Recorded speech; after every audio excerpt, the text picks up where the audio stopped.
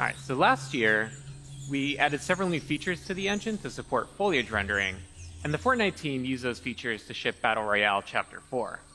At the same time, Jacob over there and the team at Quixel were experimenting with what's possible for photoreal foliage environments, as well as testing out the latest functionality that we've been building for Unreal Engine. So, Jacob's here with us today in the Unreal Editor. Let's explore the environment. And what better way to do that than off-roading? And what better way to off-road than in a Rivian R1T? Now, Rivian uses Unreal to power their instrument cluster, including 3D visualization of their vehicles. So we worked with them to bring the R1T to life in this experience. Let's head on out, Jacob. Sure thing, on my way. All right. So we're building tools for interactive and dynamic worlds. So here we have chaos physics simulating rocks that tumble as we drive over them, leaves bend out of the way, and we also added some real-time fluid simulation.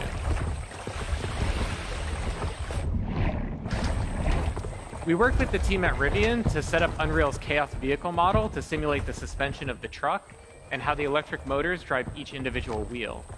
Chaos also simulates how the tires compress and deform, and meta sounds enabled the team to precisely resynthesize the sounds of the electric motors and mix them with the ambisonics of the jungle.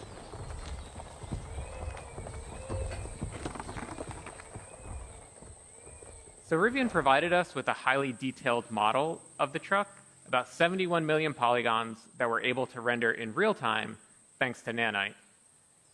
Now, the Rivian not only looks incredibly realistic because of Lumen and Nanite, but also its materials. And today, we're introducing Substrate, our new material framework.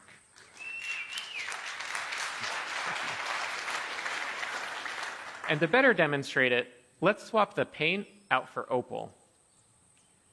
Now, of course, you can't order a Rivian with opal body panels, but opal was the internal code name for this project, and also a really great demonstration of Substrate's capabilities.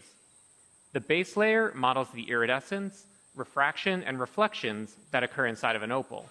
And on top of that is a layer representing the polished surface and how light is absorbed as it travels through that clear layer of varying depths.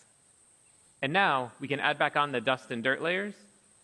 And notice how the reflection changes when interacting with the dust layer, and that there are no artifacts along the transition from dirt to dust to opal. So Substrate is more expressive, enabling artists to create materials like this with different shading models and compose and layer those materials as they see fit. All right, let's head on out, Jacob. On my way. All right. In terms of performance, Substrate materials that are similar to the current Unreal Engine shading model cost about the same. But now, artists have the freedom to author more complex materials for extremely detailed use cases, like in cinematics and in film. So we're going to drive under this fallen tree here, and everything that you've seen up to this point was painstakingly hand-built by the environment team at Quixel. Everything since that fallen tree has been built using our brand new experimental suite of procedural content generation tools, entirely in Engine that are flexible, deterministic, and artist-driven. Our guiding principle in building these systems was to empower artists to make tools for artists. So Jacob's going to go ahead and add a procedural assembly to the world. And the cool thing is that it communicates. Thank you. Yeah. Pretty cool.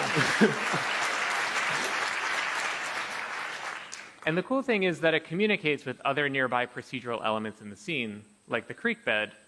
So let's say a designer comes by, wants to direct the player to drive to the left. Jacob can simply move the assembly to the right, and everything updates to accommodate that change. Game design is iterative, so let's say the designer comes back, wants to give the player the choice of going left or right again. Jacob can simply move the assembly back over. Now, the artist who created this assembly also added some additional handles that Jacob can use to art direct where rock slides occur. Allows him to customize the piece a little bit more, make it a little easier for the Rivian to drive by.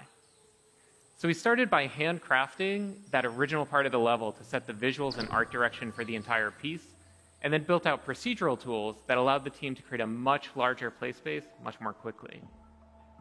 Now let's see how we can use these procedural tools to make larger sweeping changes to the environment. So Jacob, let's start by removing some of the trees in this area. Absolutely, that's easy enough, actually.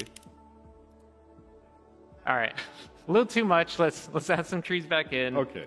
And let's also add in some cliff formations, give it a little bit more variability. So the procedural systems are all deterministic. As Jacob is experimenting with different sets of input parameters, once he finds a set that he likes, he can always go back to it and get out exactly the same results. And the procedural systems aren't just placing trees and rocks, but also fog cards, bugs, birds, everything that's needed to bring this environment to life. And everything that you've seen here works at scale. This environment is 4 kilometers by 4 kilometers. If we hide all of the procedural elements, we can see that original hand-built area about 200 meters by 200 meters. We believe that there will always be the need for hand-building environments, so we design these procedural systems to be tools for artists that work in concert with hand-built content. Both Substrate and the new procedural tools will be available in experimental form in 5.2. And everything you've seen here is running in the Unreal Editor in real time on a developer machine with an Intel 13900K CPU and NVIDIA RTX 4090 GPU. So Jacob, thanks for being here and helping us out today. Thank you very much, Nick, for having me. It's been a pleasure.